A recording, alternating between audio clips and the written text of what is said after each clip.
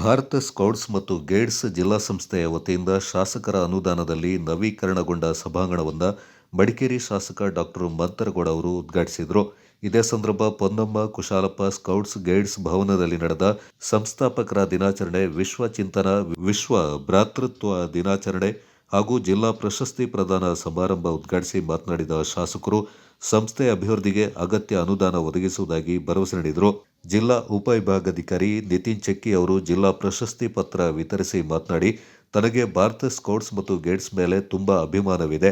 ಜಿಲ್ಲಾ ಪುರಸ್ಕಾರ ಪ್ರಶಸ್ತಿ ಪತ್ರವನ್ನು ಪಡಿತಾ ಇರುವ ತಾವು ರಾಜ್ಯ ಮತ್ತು ರಾಷ್ಟ್ರ ಮಟ್ಟದಲ್ಲಿ ಪ್ರಶಸ್ತಿ ಪಡೆಯುವಂತಾಗಲಿ ಅಂತ ಶುಭ ಹಾರೈಸಿದರು.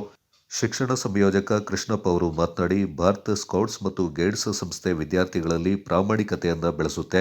ವಿದ್ಯಾರ್ಥಿಗಳು ಒಳ್ಳೆಯ ಗುಣನಡತೆಯನ್ನು ಬೆಳೆಸಿಕೊಂಡು ಉತ್ತಮ ನಾಗರಿಕರಾಗಿ ಬೆಳೆಯಲು ಈ ಸಂಸ್ಥೆ ದಾರಿದೀಪವಾಗಿದೆ ಎಂದರು.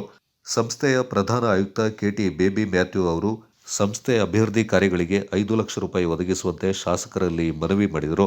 ಜಿಲ್ಲಾ ಸ್ಕೌಟ್ಸ್ ಆಯುಕ್ತ ಜಿಮ್ಮಿ ಸೀಕ್ವೇರ್ ಅವರು ಪ್ರಾಸ್ತಾವಿಕವಾಗಿ ಮಾತನಾಡಿ ಸಂಸ್ಥೆ ನಡೆದು ಬಂದ ಹಾದಿಯನ್ನು ವಿವರಿಸಿದರು. ಶಾಸಕ ಡಾಕ್ಟರ್ ಮಂತರಗೌಡ ಅವರನ್ನ ಕೆಟಿ ಬೇಬಿ ಮ್ಯಾಥ್ಯೂ ಅವರು ಸನ್ಮಾನಿಸಿ ಗೌರವಿಸಿದರು.